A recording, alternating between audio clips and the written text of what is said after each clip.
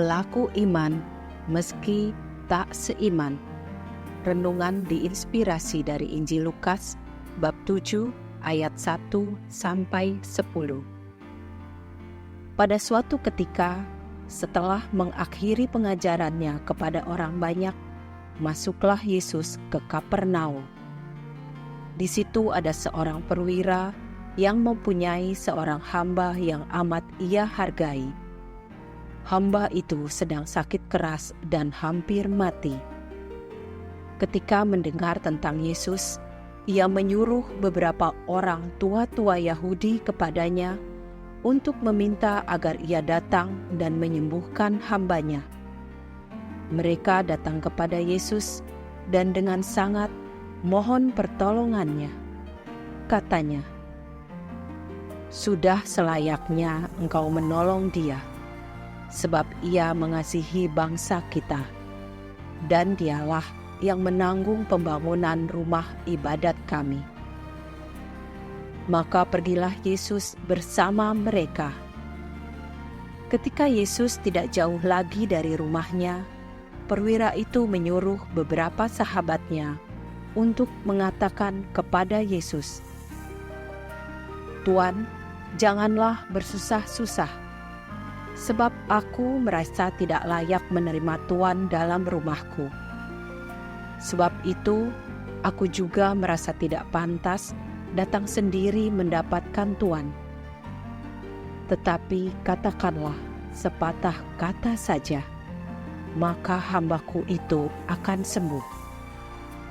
Sebab aku pun seorang bawahan, dan di bawahku ada pula prajurit. Jika aku berkata kepada salah seorang, 'Pergi,' maka ia pergi.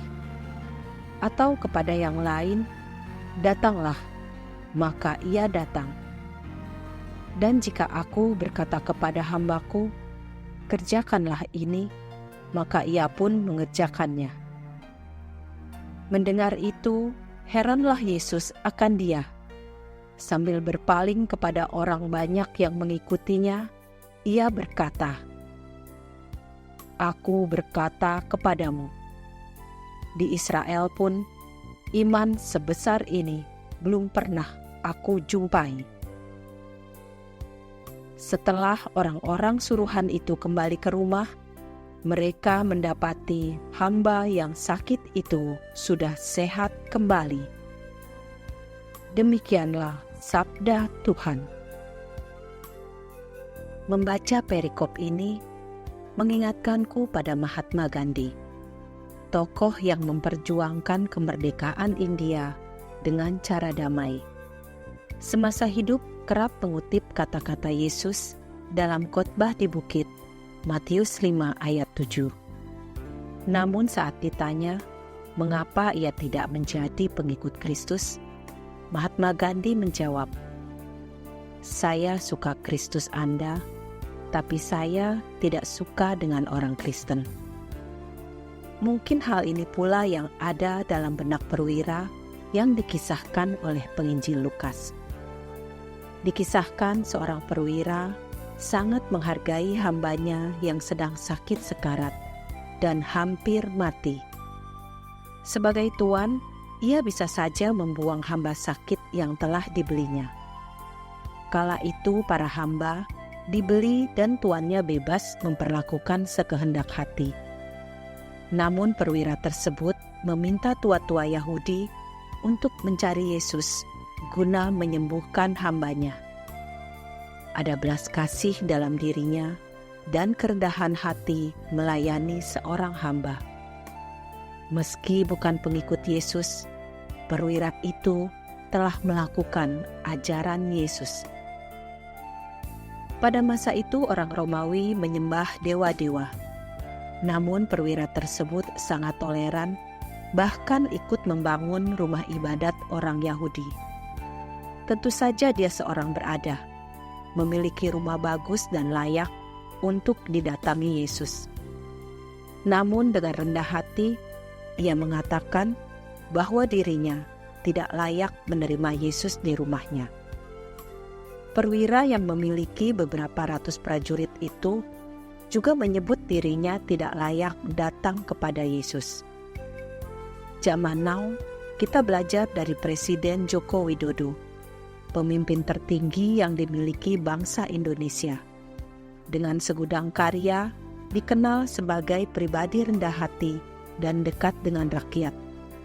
Sejak periode pertama terpilih hingga menjalani masa jabatan kedua, sikapnya tidak berubah. Dalam sebuah pesan singkat, saya menerima video saat Pak Jokowi jongkok mengambil pin Paskibraka yang jatuh pada Selasa 15 Agustus 2023. Maukah kita menjadi pelaku firman seperti perwira di atas? Menjadi pelayan, rendah hati, dan mengasihi sesama dalam komunitas basis terkecil, keluarga, sebelum melangkah menjadi pelayan dalam komunitas lebih besar dan menggereja. Naik gunung jalan berliku, Cakep, ditemani pujaan hati. cakep, Hai sobat, belajarlah padaku, cakep, karena aku rendah hati. cakep. Yesus yang rendah hati, terima kasih aku memperoleh kesempatan mengenalmu. Semoga aku semakin ingat bahwa Engkau ada dalamku melalui hosti yang aku makan, sehingga selalu berusaha menjadi pribadi serupa denganmu. Amin.